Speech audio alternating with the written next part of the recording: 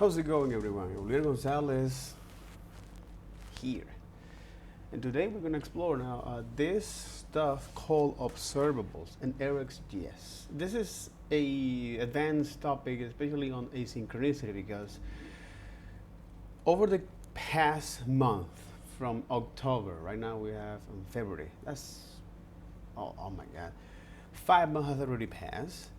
And the idea is that by understanding and be able to describe briefly is the asynchronicity in JavaScript, especially when you need to build user interface, and how that now affect your development in terms of not only build user interface, because this is something that a lot of the time we have to do, right, as a JavaScript developers, but also is that how can we connect is to other services, whether it is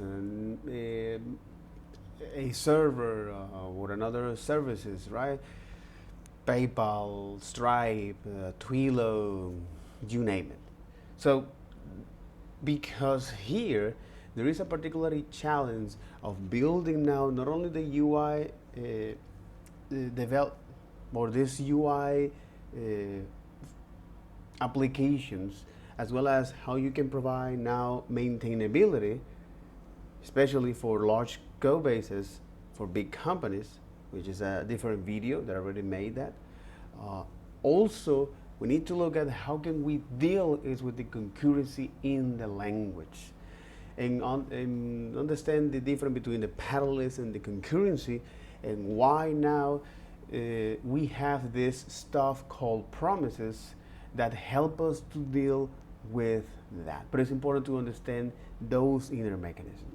So the TLDR is, since JavaScript is a single thread language, in other words, it executes one line at a time, and a thread is just a single unit of execution. In other words, a thread, to be more precisely, is a combination of in the case of JavaScript, of the program counter, which is known as the call stack that indicate what is the next line to be evaluated, the stack, which is where I'm going to which is the stack where I'm going to evaluate what are scratch. So the idea here is to describe is what is the threads. So understand all of this narrative that we're going to describe here, which is a thread is this single unit of executions that it is made of the program counter,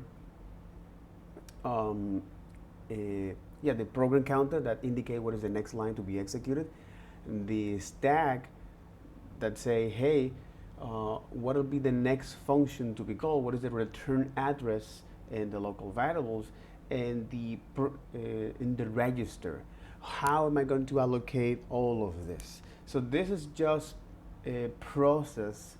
That process, after all, is just a set of statements of code that is stored in disk, that is stored on disk and loaded into main memory.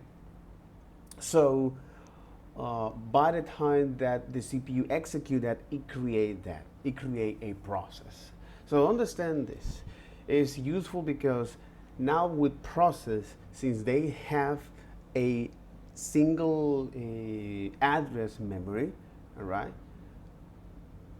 with threads, since now it's much more accurate to say that they live inside of the process, and threads can have multiple, and a process can have multiple threads, but at least must have one. In the case of JavaScript, it has only one, and it is made of the call stack, the heap, the global execution and function execution, as well as the asynchronous nature. For example, the event loop, the micro task, the macro task, or the callback queue and the job queue, and some of the APIs that is exposed by the platform, in this case, browser or the server, so we can have access to it. So why am I mentioning this? Is because since we are now writing is concurring application or applications that needs to respond with tasks at a time, right? There are tasks that overlaps at a time. It is important for us to understand now what are the tools that allow us to deal with that. So we have callbacks, not only understand the tools, the conceptual aspect of tools, but also is the benefit and the trade-off of using this. So first we have callbacks. So callbacks is the way of how can we coordinate all of this series of tasks that happen at some point in the future, okay? But it's required careful programming.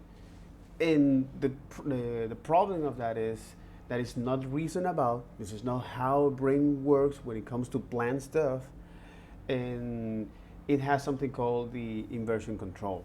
Now, thunks, which is a computer programming techniques that help us here to deal with the concurrency in our applications by eliminate time as a concerning factor, which is very, very useful, but still we have now the problem of this inversion control. That's why now, by looking at the promise, this built-in abstraction that land on JavaScript gave us now the ability to say, hey, I don't know when you're going to run this, but by the time that that is done, I want to get the value out of that.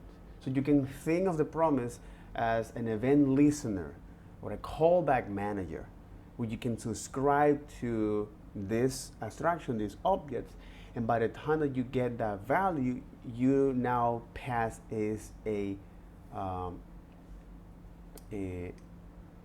function or a callback here, and the dot then, or if something went wrong, the dot catch. So if you, for example, want to now provide or handle some of the common scenarios in promise, we have other couple abstractions.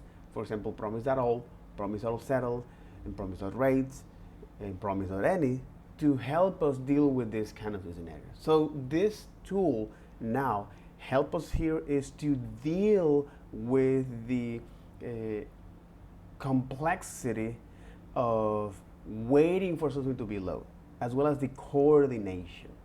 So even though the promise now is also a data flow control, okay, it's also a data flow and a control flow mechanism, okay? The problem with this is what happens when we need to deal is series of eventual values. Because now with promise, which is a great stuff, it helps us to deal with the inversion control problem by passing is this set of instructions, and hopefully you the function that is handled that behind the scenes, hopefully now do that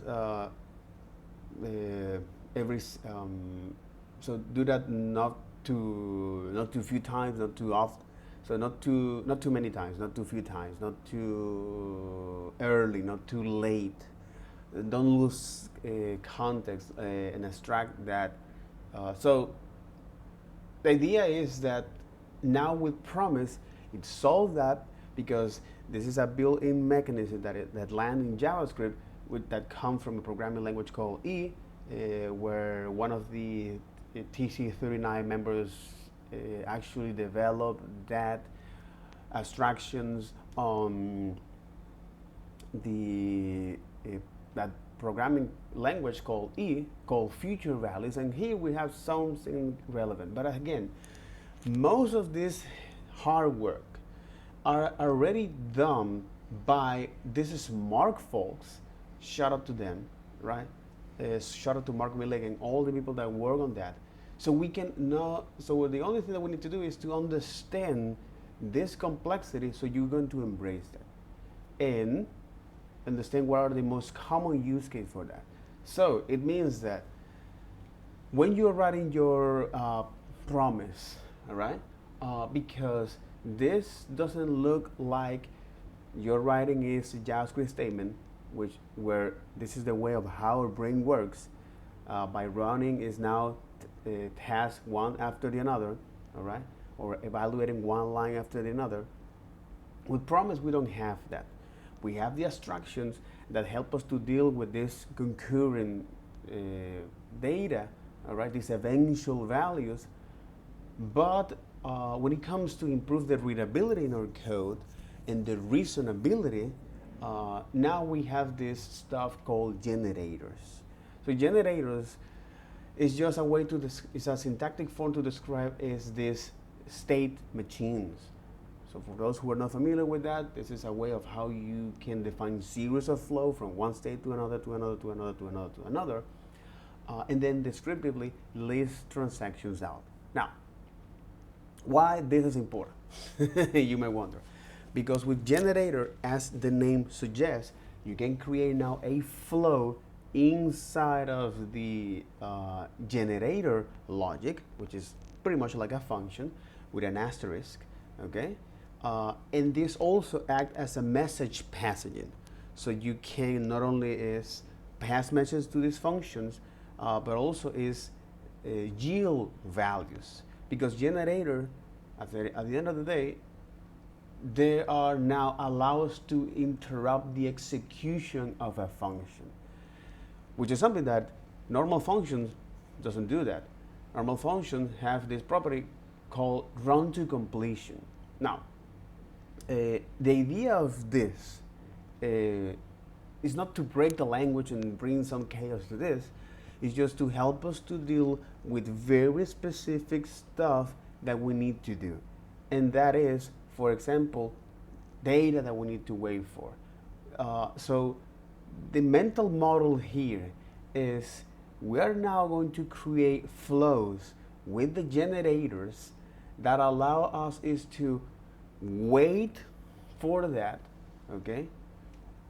And by the time that that is resolved, that data is resolved, we can now get that and continue to evaluate is the flow inside of the generators. So generators behind the scenes now emit a iterator, which is a design pattern for typically stepping through data. So pretty much like when you are now querying your database and you want to walk through each one of per page, right? So you can pass the offsets property for that. So this is how you can now walk through that, stepping through. But iterators now, unlike stepping through data set, we're stepping through now flow control. And that's something interesting and massive. So we'll look at how can we implement is a async and await behavior, all right? And it's similar with generators and promise. And this is the next level of competency for JavaScript developers to understand that and how they can create that, not just as a fancy stuff that you should do or should need to do, but it's also to understand is that mechanism, what's going on behind the scenes. So in any case, then because we look at how can we create now these statements or these series of flows that look like synchronous, then we need to lead, that's why we're looking right now of how can we deal with this series of eventual flow, right? So because this is a very common task, especially for the UI developers where, so you're gonna need is some data that come from the server or from the user, right? For example, clicking, raging into that particular button, all right, or typing in. With Promise, we don't have now that ability to deal with this series of eventual values.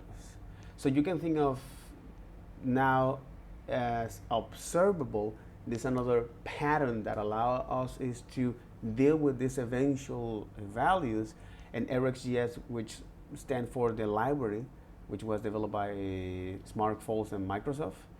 So RxJS here is, you can think of this like the Lodash library for events, all right? And Observables, the idea is that give us now the ability to take a single unit of take a single event from an event source streaming and then pass to series of transformations so we can distribute that in our systems. So if I boil down, so let me boil down to you for a more technical sense. So you can think of observables as an adapter hooked onto an event source that produces a promise every time an event comes through.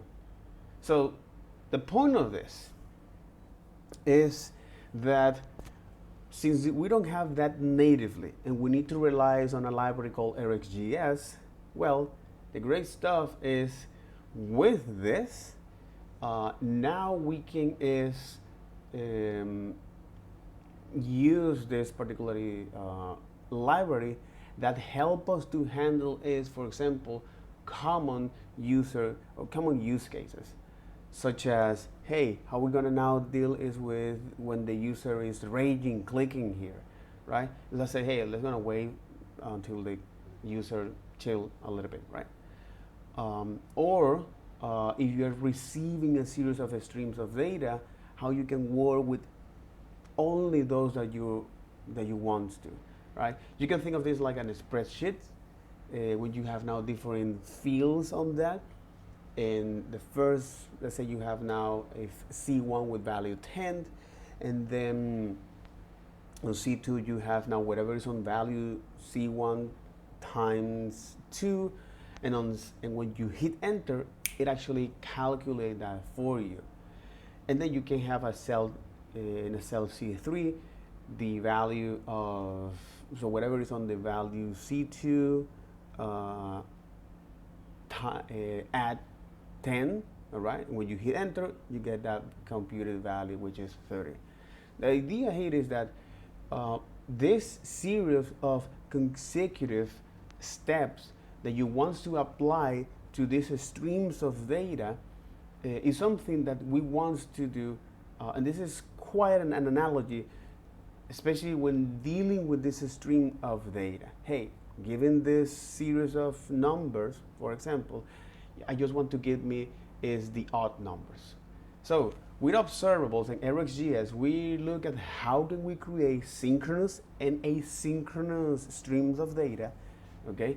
Also look at the most common operator of and from, and how with of we can work with the with primitives and objects, and with from with iterators, generators, or iterators and generators, array-like syntax, promise, and the observables. And then look at how can we use also is the other common events or other common operators, like from events, binding callbacks, and from fetch, which is something that we're gonna look later on. Now, after we describe and we look at the first common use case and how can we combine them, especially for a counter, how you can create a counter user subscriptions and observables, all right? And subscription is now when you want to consume this series of data, and how this model is split into these two chunks, where you have now the emitter or the observables, where you're going to create is the series of events that you want to emit, and then the subscriber, which is now the function that's going to consume that. And inside of this, we look at how can we create our own how can we consume that data, and the operators that we can use as a way to pass through a series of steps or to a series of transformation or the SCAR. So this is the value proposition of the RxJS, is that it gives us the ability to work with these streams of data and then apply some transformations to that. So we also look at how can we work now with timers, manipulating time for that, okay? And with manipulating time, we look at the concept of throw and debounce. So throw is, to put it simply, is I'm busy, wait a minute, you know? I'm still processing all of this, okay? Okay, so throw is I'm busy, wait a minute, all right? And the debounce is I need a moment of peace, and then it will go whenever I'm meant to. So this is two aspects of the same, or two sides of the same coin. Okay, the throw and debounce. And it's important to understand that before going into any other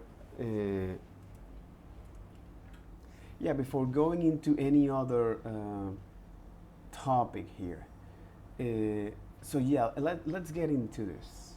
Manipulating time and stuff like this. So now, we're going to talk a little bit about manipulating time. So we've got another example in here called manipulating time. And this looks like the notifications that we had previously. Out of the box, it does exactly what we had before. Let's go and let's see some of the fun tools that we have at our disposal. We'll start out with a very simple operator. We go over to manipulating time. And you can kind of see some of the ones that we have to work with. I've already imported them here for us. We've got delay, debounce, and throttle. We've got some of our old friends, scan, map, and tap.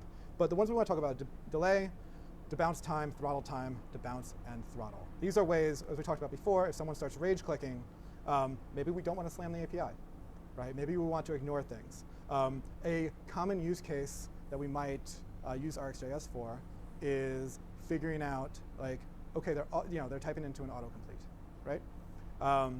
Every keystroke we want to send an API request to the search API. What about if when they're done typing for 300 milliseconds? Then we'll go send one over. And so there's a bunch of the ability to control the rate at which things happen is a set of super useful operators. Exactly.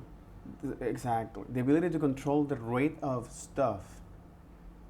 So the ability to control the rate of stuff is super useful. The ability to control the rate of stuff. So let's take a look here and let's see what we can learn along the way. So we have this button. We want to delay it 2 seconds, 5 seconds, however many seconds you want into the future. So we can pass in a delay operator and save that.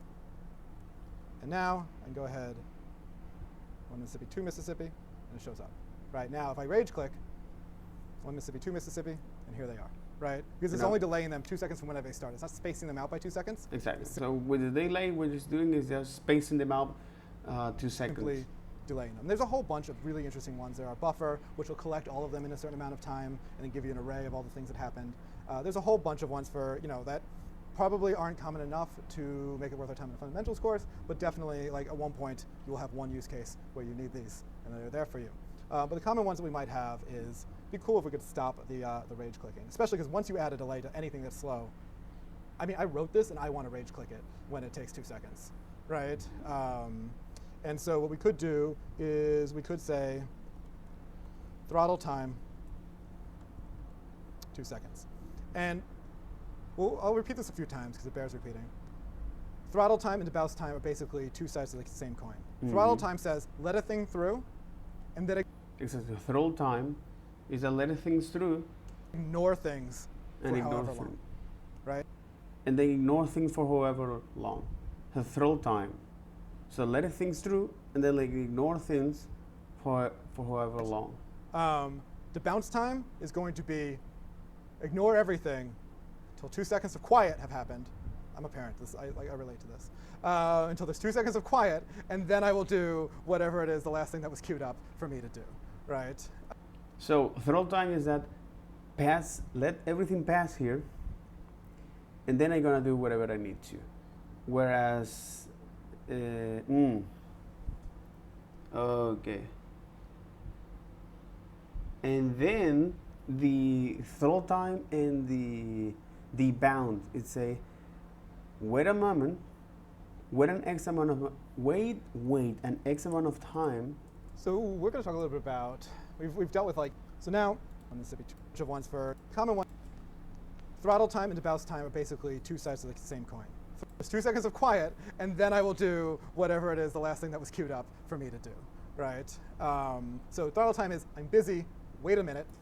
Exactly. Throttle time is say I'm busy, wait a minute, because I'm, okay, because it say, it let things pass through, and then I'm going to process.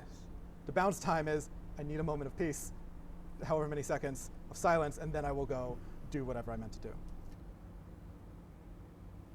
Okay, so throttle time is let everything pass here, and then I go and after an X amount of time, I'm gonna do this, where the bounce say he's like, hey, give me a moment of peace, give me this X amount of time of peace, and then I'm gonna do that. So here, so how can we actually test that? You know, because it's like, okay, this is in theory. I was gonna put this now in practice, shall we? Shall we? Okay, I was gonna put this in practice.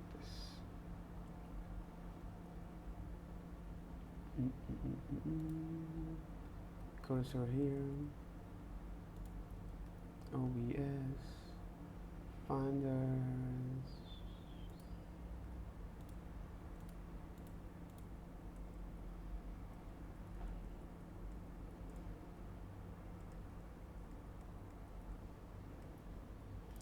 I think it is here. Integrate lines. RxJS fundamental. There you got it. So what I'm doing here with the with this, if I say throw time, because this is now manipulating time operators here. So from the event, follow me here. Okay. So from this event, the already is now defined here. So this is now a button from event from the RxJS, and then throw time it comes from the Rx operator. If you want to load in the entire library, okay. And this is now utility that come from here, for example, like the button, which is an HTML element, and the things that we want to do after an X amount of time, which is just following is this stuff here. It's create element, right? So create element is now another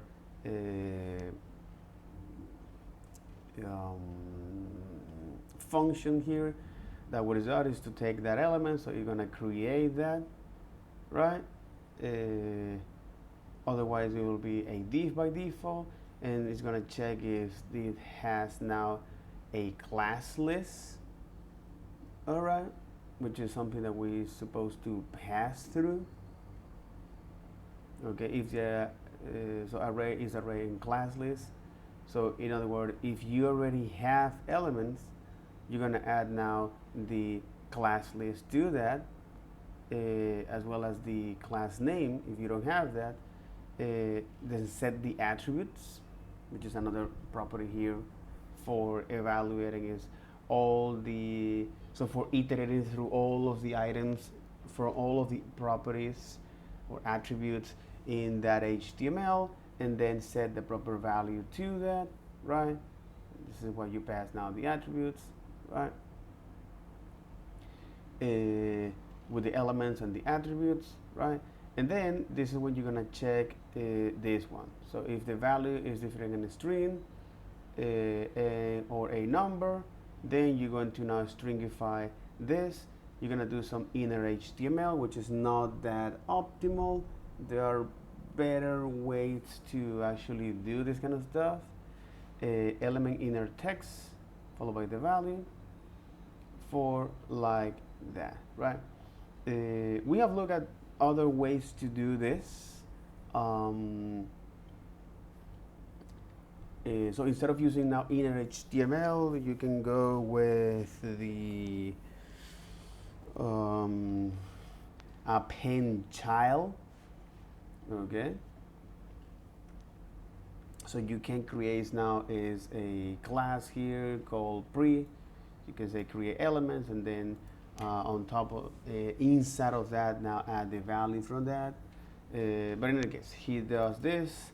This is not quite performance, but it works as expected, right?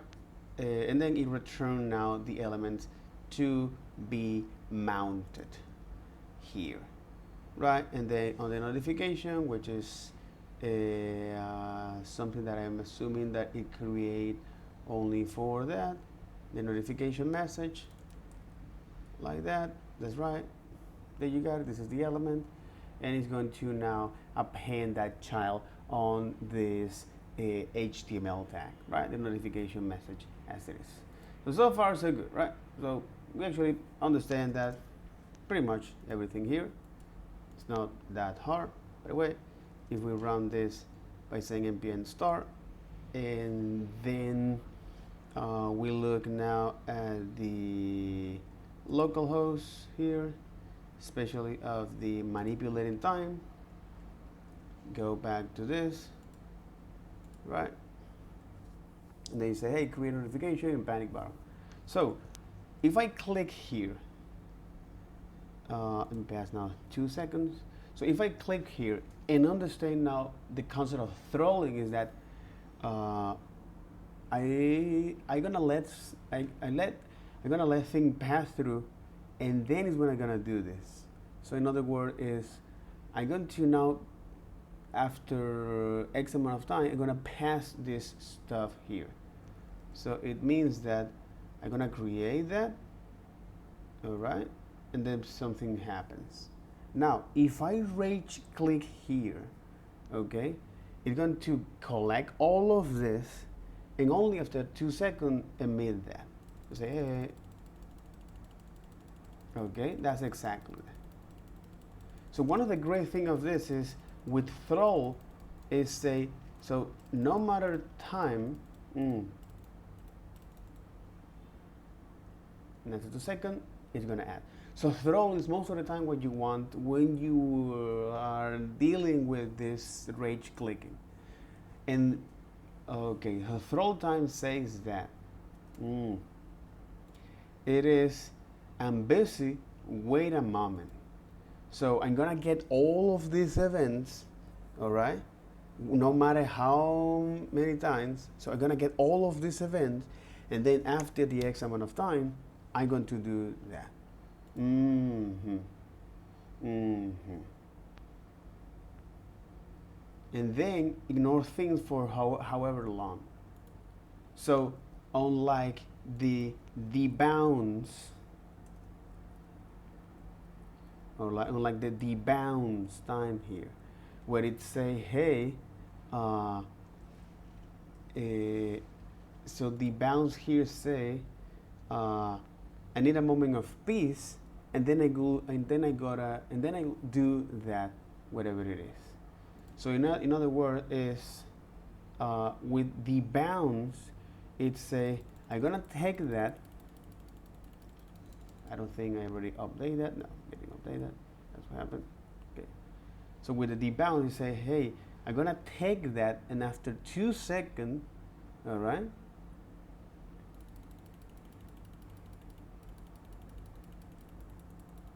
I don't think it's been reloaded. Debounce time here. I get that. So if I hit here,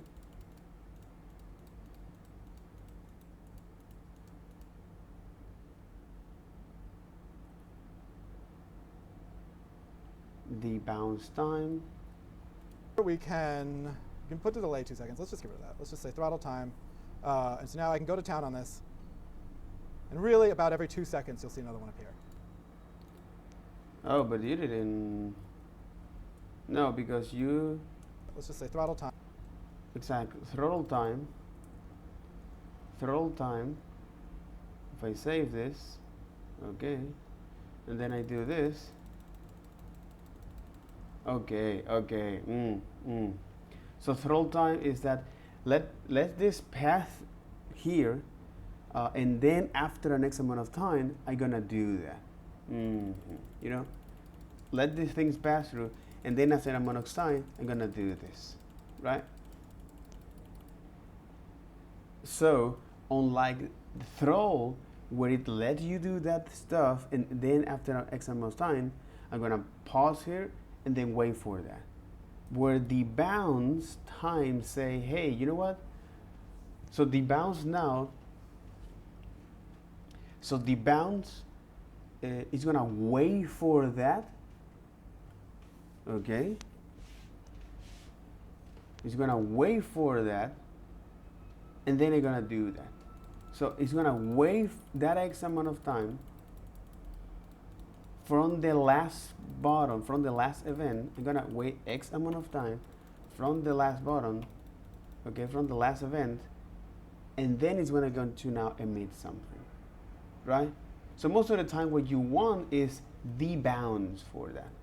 If you want to now throw stuff, throw time, throw time is useful for saying, hey, I want to an X amount of time, let these things pass through, right? No matter how many flows data you're doing, I want to, after X amount of time, want these things pass through. Whereas with the bounds, we say, hey, I'm gonna wait for that until it stop emitting events. Okay, I'm gonna wait for that, and then I'm gonna do the thing that it needs to be done. So most of the time, the bound is what you want from the UI. The debounds or throw time. And so now I can go to town on this, and really about every 2 seconds you'll see another one appear, even though I am out of control. Right? And then we've got the bounce time for 2 seconds, which is don't do anything. Don't do anything. Keep going. I can keep going. I can go out of control here. Oh, I can trigger whatever it is, that thing I never want macOS to do. I don't need the dictionary word in my browser. But I can keep clicking on it, and until I stop for 2 seconds, then we'll see it actually happen. Again, autocomplete is a great use case for this, right? I don't want to hit the API until they've chilled out for a moment. I know they're done, right? Anything that might be potentially expensive. Like most in-browser, like if you're rendering Markdown, Search it's pretty quick, but if you had something that was a little bit more long-running, let's not do it every keystroke. Let's do it at a natural pause, right? Usually about 300 milliseconds is, you time it at that point and get a sense for it. And then we've also got just throttle and debounce. And those work like skip until and take until, which is basically until another observable emits a value, either ignore things until this other observable emits a value, or do a thing and then stop listening until something emits a value, right?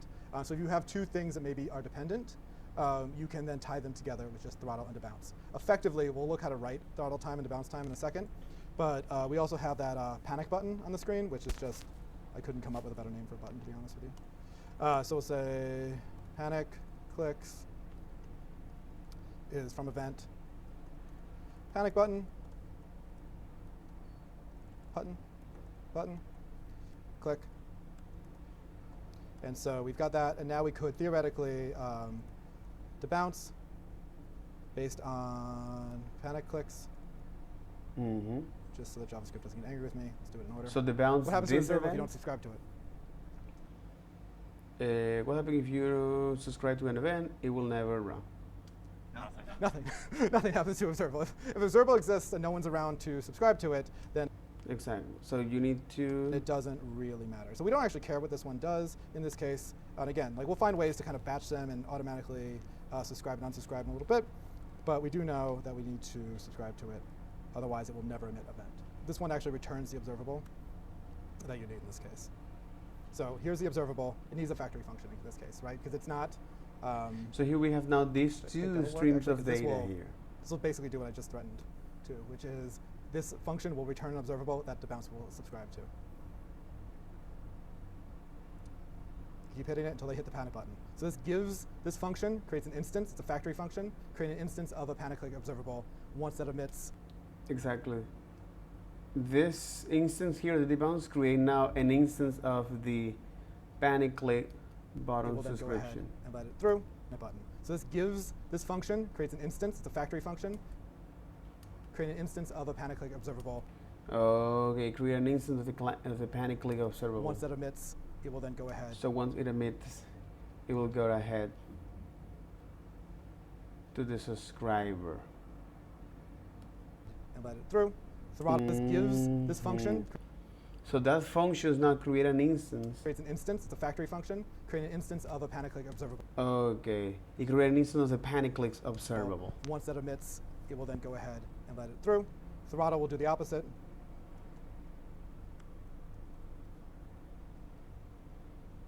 So throttle is gonna pass We that. can create a notification, but nothing happens until we hit the button again, and then we're allowed to have another one through. Right, so there's different ways to basically start and stop different events from flowing through. I would argue that throttle time and debounce time are probably more common, but if you find yourself like, okay, like once they started dragging, ignore stuff until a drop event happens, so on and so forth. You have the ability to have control over different events that fire and begin to orchestrate them and coordinate them. At some point, being smooth or like very responsive in prediction becomes very resource intensive. So not setting a 300 millisecond, but waiting for events to end. Do you have a sense or comment on how RxJS handles that? If we want to wait or want to wait for the end of the session, how much resource, how much load is going to get placed? I mean, you are playing with memory in this case. The more you're keeping track of, the more memory you're managing, right?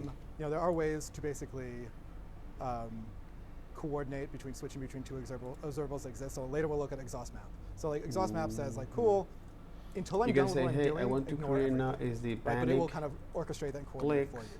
Switch map will say, All right. forget what I was doing, I want to go So do we're going this. to create an And some of observable the, here there are from optimizations this under the hood. So for panic instance, if you're button. using from fetch, Listen and to this you switch map and it event stops called caring click. about the results of that fetch, it will All actually right, cancel and then the I fetch want request. to Right, and use the pipe controller on the fetch API. So okay, you can, kind of do with stuff. the But yeah, the more you are debounce. keeping track of, the more memory you are With the going to debounce use. And so it's, that is going to everything is a set of now, trade-offs. Depends on what you're optimizing for. pass If it is is optimizing for a DDoS in your own backend, then a little bit of memory usage probably isn't the end of the world. However, if you're already playing on the edge, then you might choose to handle it differently. No, I want to debounce. So we're going to talk a little bit about, we've dealt with like individual. So now, I want to know the bounds here is, let me see if I get it right, because I don't want to debounce here right now. Okay, I want to say, hey, I want to is debounce here based on the panic selector. Okay, panic click the panic instance. Okay, so by the time you click this, okay, I want you to now is pass through that. Or in other words, when you create here, you're not going to fire anything right now, but by the time now I click here, it's gonna emit that. And similar for the throttle, but in this case, in the throttle, it's like, hey, I'm gonna create a notification first, right? And then I'm gonna clear that suspected. Clear that, or in other words, it's like when you now detect is a click, okay? I want you to create now a new instance of this observable here. So what you're doing is to creating is a new instance with the observables. Anytime you are creating is this debounce and all that kind of stuff. Turns the observable. So we're going to. But again, the TLDR of this is that debounce and throws, so they are two sides of the same coin. Debounce take. Okay, so throws. So throws say, hey, I'm gonna wait. Let me see if that is right. Okay. the bounce says, the bounce time say, hey, I'm going to now is with the debounce, I'm gonna now take this. Let me see if that's right. No, exactly. So the bounce say, hey, I want to wait for this. So I'm going to wait for X amount of time. I'm gonna wait. Okay, I need a moment of peace. Exactly. I'm gonna wait for that, and then I'm gonna do that things. Where a throw say, I'm gonna do this first, and then after an X amount of time, I'm gonna do that again, and so on. So create a notification here. Of course, if you reset this and you save this with the bounce time, you say, hey, wait for a moment, okay, until that event has stopped, and then I'm going to now show you that. Where a throw say, hey, I'm gonna let it through, and then wait for an X amount of time to let another one, and to let another one, and to let another one, and to let another one, and so on. But this is the mechanism of the throw and the debounce. So throw is say, I'm gonna let it through, and then after that X amount of time, another one, and then after an X amount of time, another one, and so on and so forth. Where debounce say, hey, I'm gonna wait for it, I'm gonna wait for this event until there is a stop, and then I'm going to do the thing that I need to be done.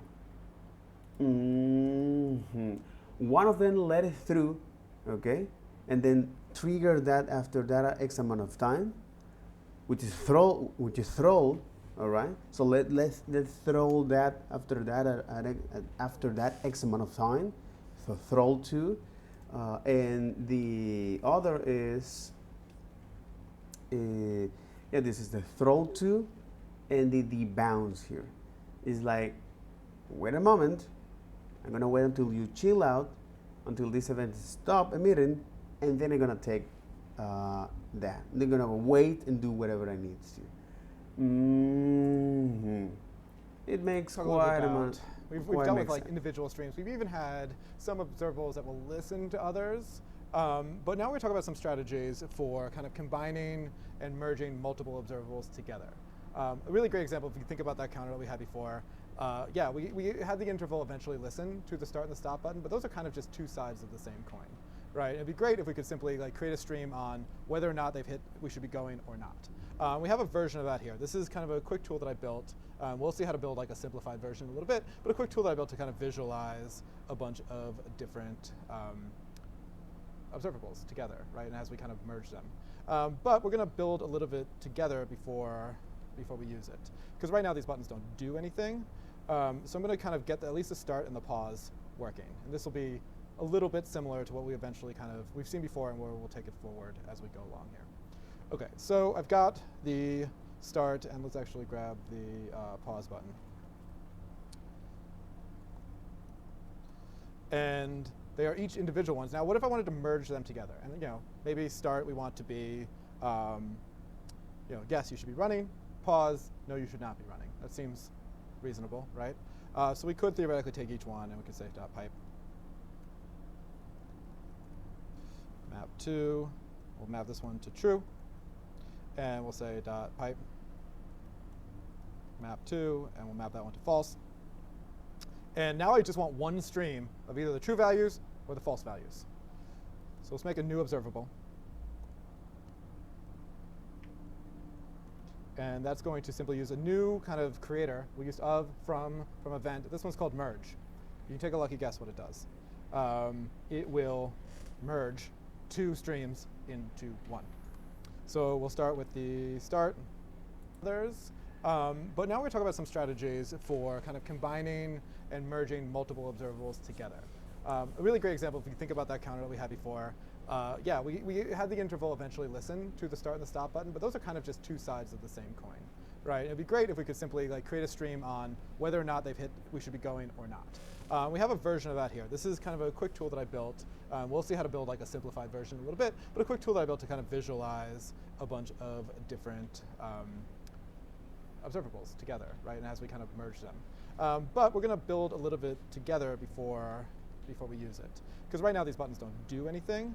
So I'm going to kind of get at least the start and the pause working. And this will be a little bit similar to what we eventually we've seen before and where we'll take it forward as we go along here. Okay, so I've got the start, and let's actually grab the pause button. And they are each individual ones. Now, what if I wanted to merge them together? And maybe start, we want to be, yes, you should be running. Pause, no, you should not be running. That seems reasonable, right? So we could theoretically take each one, and we could say .pipe. You say map to true. We'll map this one to true. Mm-hmm. And we'll say .pipe map to, and we'll map that one to false. And now I just want one stream of either the true values or the false values. So let's make a new observable. That is going to combine this. It's running. And that's going to simply use a new kind of creator. We used of, from event. This one's called merge. You can take a lucky guess what it does. It will merge two streams into one. So we'll start with the start and the pause, and we'll merge them together. Merging and we'll even start with timeline. saying, and by default, even before they click a button, let's just start with false. Exactly. Now it's working So with giving this series of a streams, default value even before anything and gets then emitted now from apply some those sort of events. transformation that you need to, right? Great. So And we'll start with the merge that. simplest possible thing here. We'll say is running, and we'll subscribe to We'll it. subscribe to, and then apply some sort of stuff. there. All right, the really cool thing here is you'll notice that we didn't have to subscribe to start and pause individually, but we were able to kind of merge them together. And when we subscribe to the merged stream, we will effectively be subscribing to the two child streams in this case. So let's just verify that that does what we think what we think it does. Mhm. Starts. So exactly. Okay. All right. Okay. Good.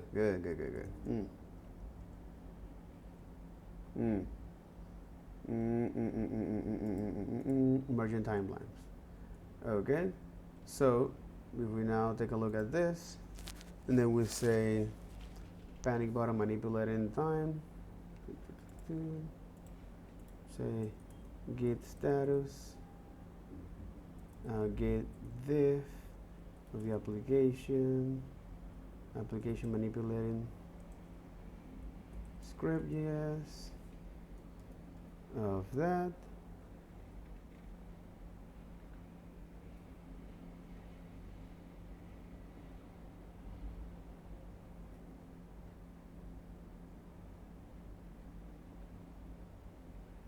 So we add this 2 times to actually just to check that out, right?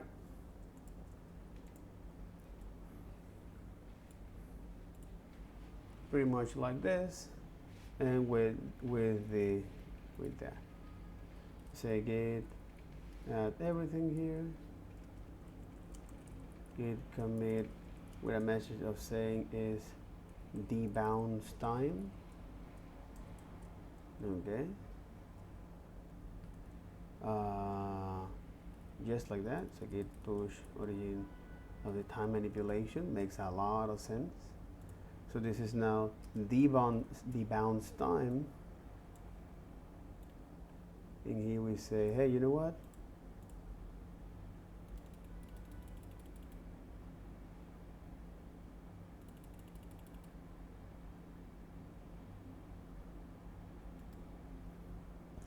This is debounce time, and this is now throw time.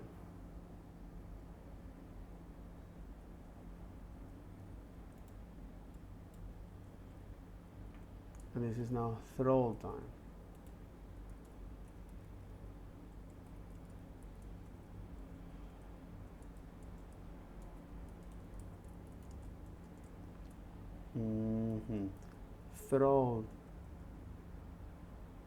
Throw time. All right. Okay. Things makes a lot of sense. This actually makes a lot of sense.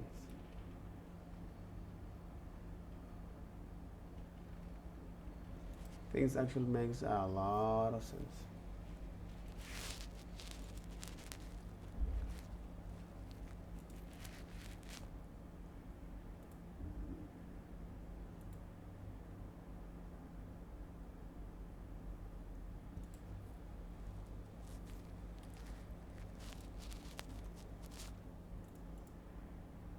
Mm-hmm.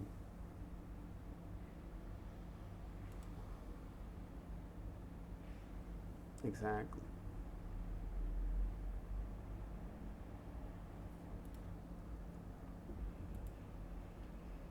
Okay.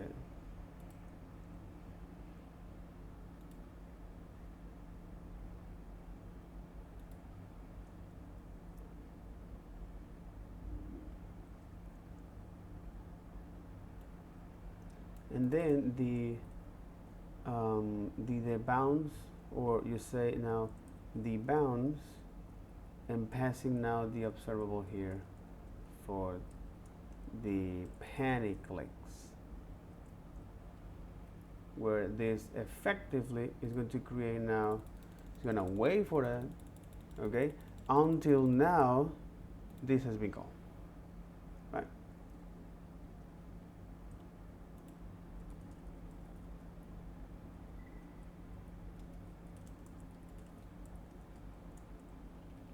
Bind to observables. Mm-hmm.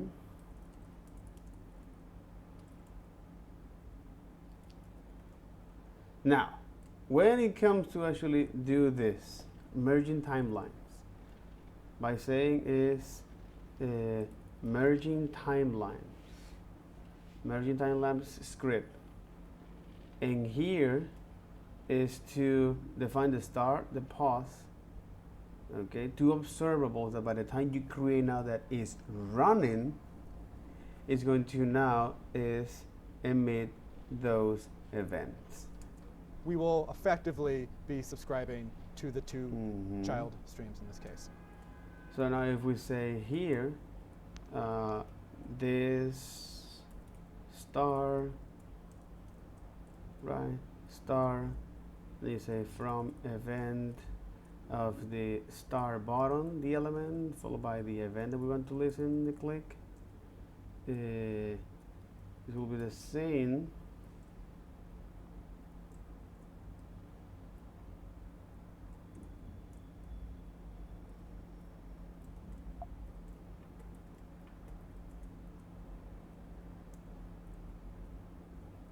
Why not?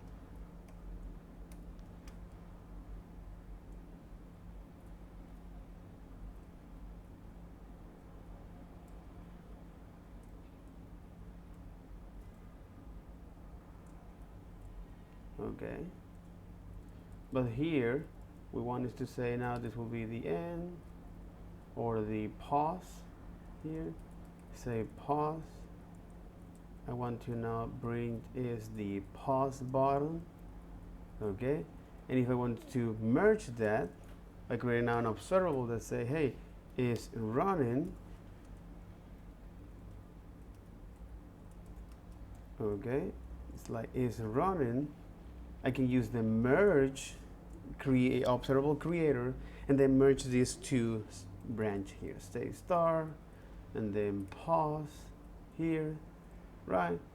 That by the time we do this, so now effectively when we subscribe to this, it will now effectively going to call those child observables and subscribe to. So how can I get that? Is by merging timelines. Okay, so if I inspect now here and say start, I get this, and say pause, I get now this, but I don't want to is event that emit. You know, I want to in fact And as you can see, we are actually getting is a star and pause, right?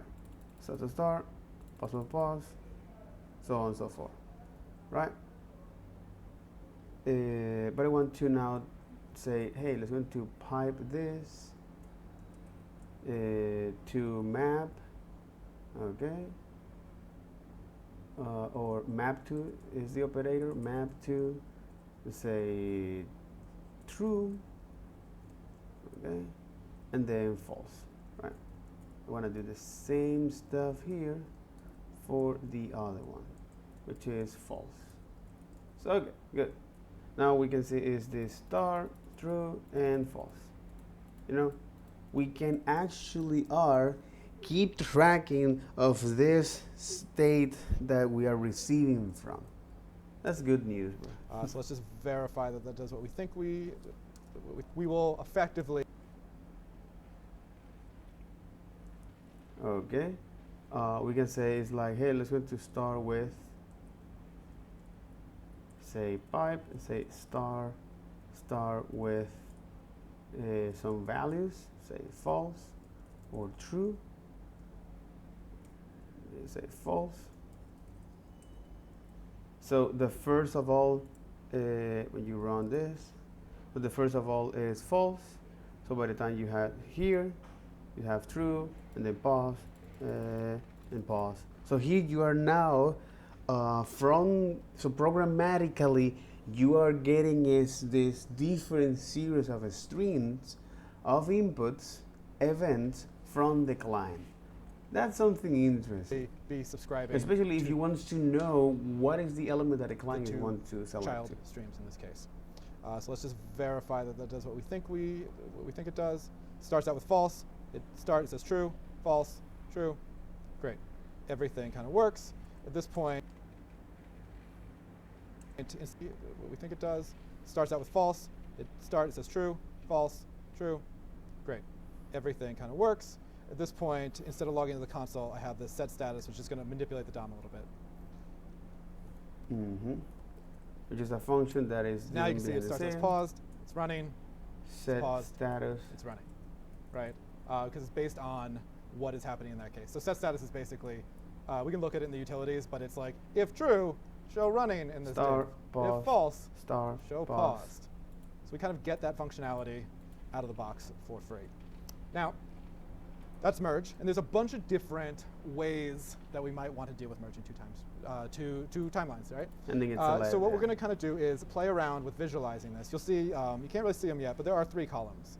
And so we're going to take 2 different streams. We're going to look at some of the different strategies for merging them. The first will be what we'll call our first observable. The middle stream will be our second observable.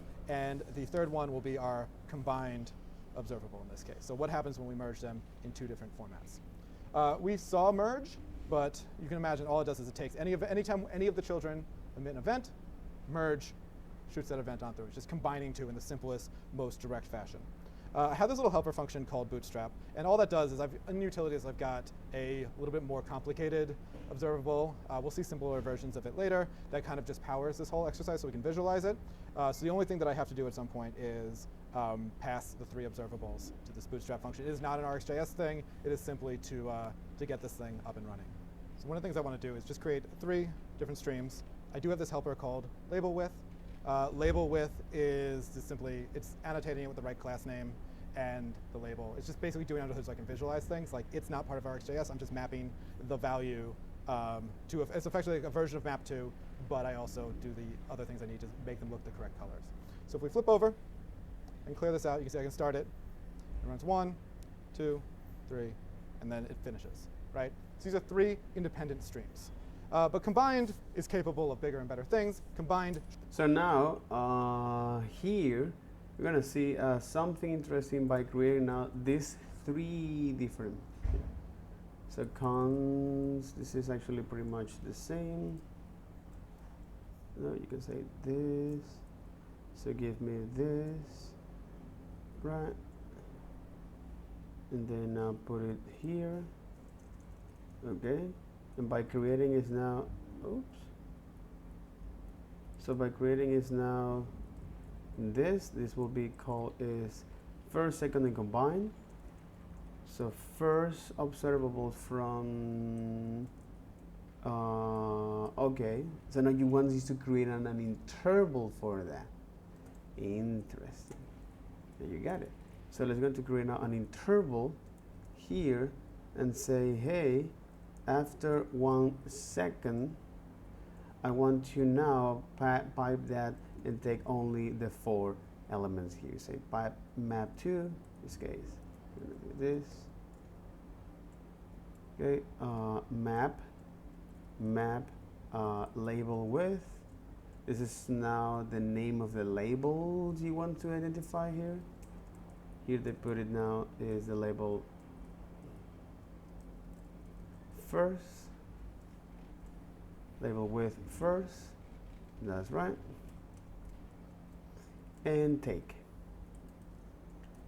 4. All right. So take only the first one.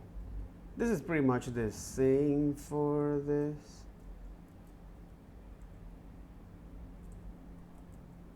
Yep, it's pretty much the same for this, but in this case we're gonna do is for the second string. Okay, or second observable, and then they combine, right? And here on the, this will be called now the combine. But here we want to take now this 2 1. Or we can say is, go ahead and say merge. Okay, be the merge of these 2, right? Mm-hmm. So if we go ahead and we can kind of replace this here, we can say, Because that's what we want at the end of the day. We're going to say is now merge the first observables followed by the second observables. Okay, I don't know why you're gonna do that. okay, merge first and the second observable. So now combined is. So it's a now map, say map label with the combine, and then I want you to take only the first 4 events from that.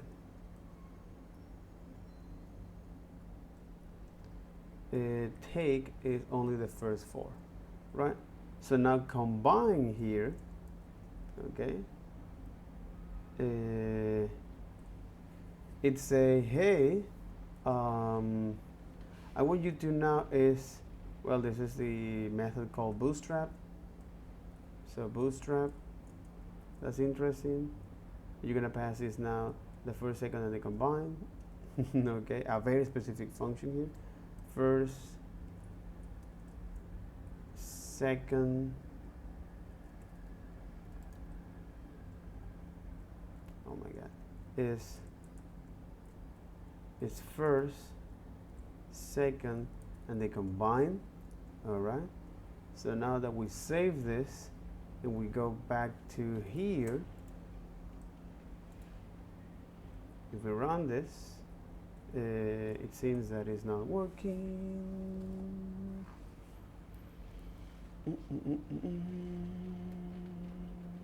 Any event that comes still, 1 string. Then emits, we should see it. So we got that. We actually only need to call this one merge. I don't need to label it. Awesome. Exactly. So we need to only is, so we can take all of this stream.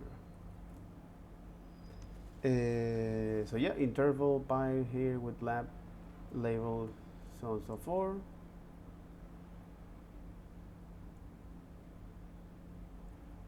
Say map to label with second and first, and they take only the first one. And then here, I already run this. Yes, it is running. So if I reload this, and if I store this, now I'm able to see is this series of string, right?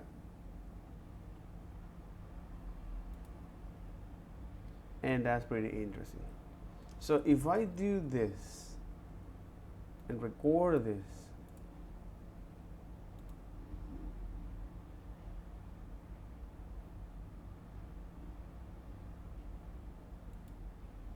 So what I'm doing here is now merging timelines. You should see it on the combined stream as well. Let's go take a look at that.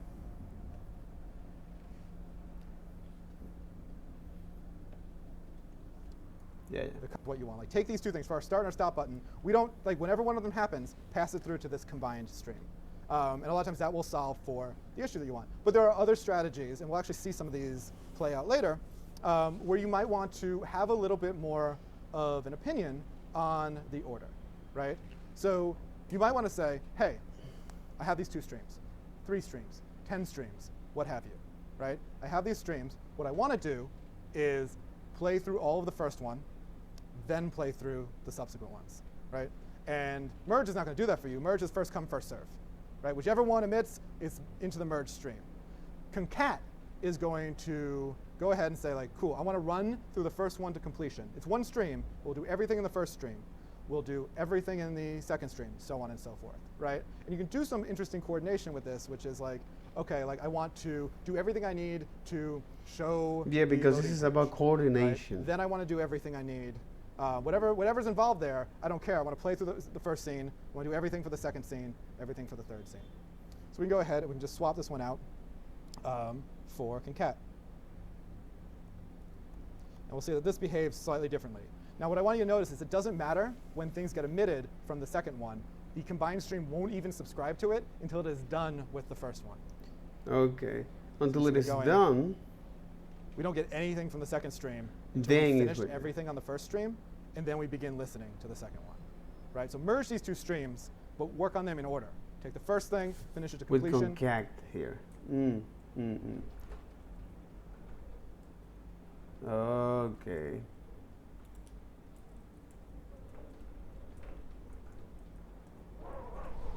Git commit with a message here to say now this is merging 2 streams or observables. Time manipulation.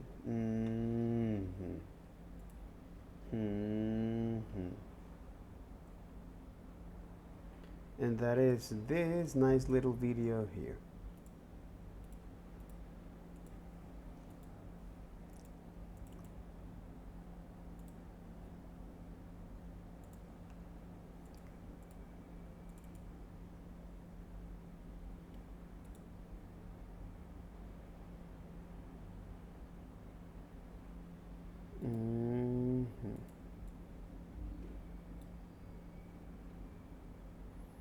Merging 2 stream.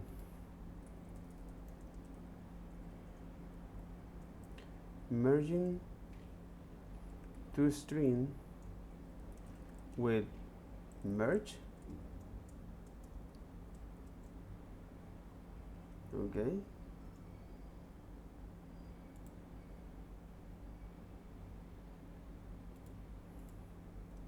So it pinpoint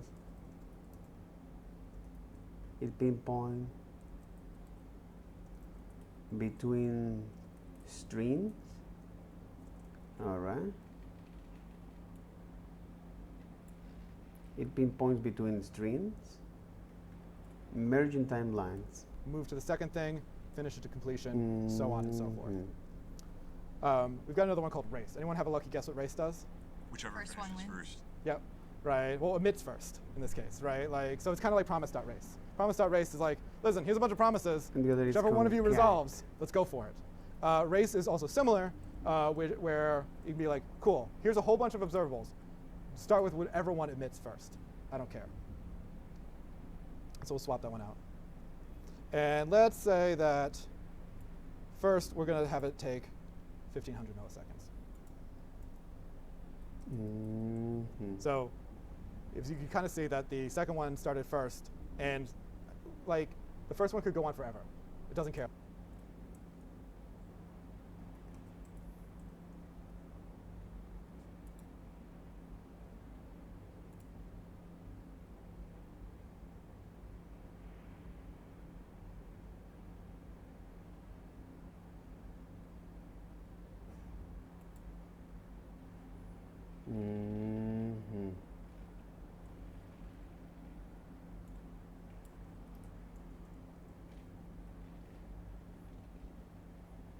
Mm-hmm. Mm-hmm.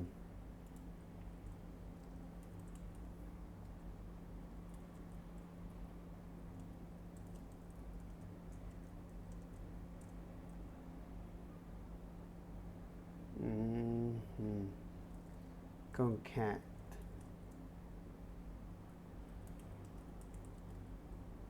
Put into time manipulation.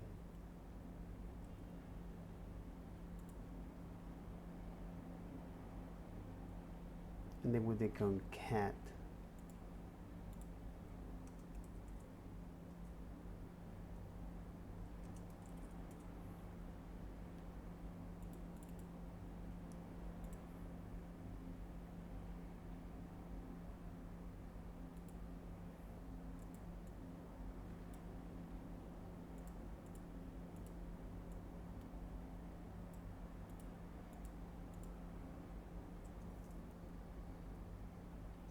And then the concat here.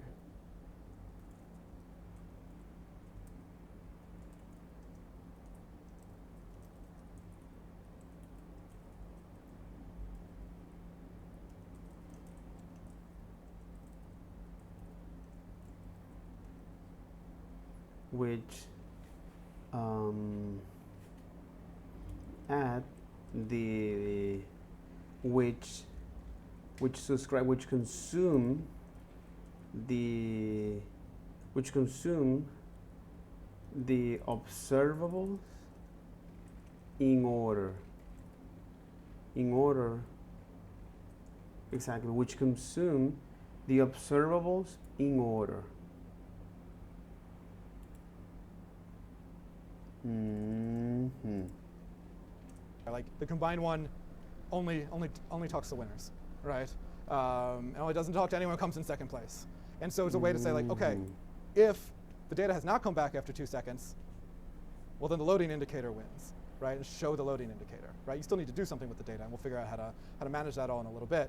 And it could be like, cool, show the loading indicator, then get the data, then take everything down, right? So this ability to merge things, but also sequence them and figure out the order of operations between them becomes incredibly powerful. Another one that you'll see sometimes is just called forkJoin. It's not the most glamorous name in the world. And you can kind of see that's also deprecated in this case, but it is real common. So it passed the bar in this case. So what this one does is it waits for them all to finish and gives you an array of the last value of each. So nothing in the combined stream. They finish, I get the two last values from each of them, right? Cool. So we have different ways to mix and match these. Now, where this becomes interesting is when we kind of put them inside of other observables. We can kind of get a little bit more powerful with that as well. Mm-hmm. So we're going to talk a little. So that'll be all for this video. Take care. Bye-bye.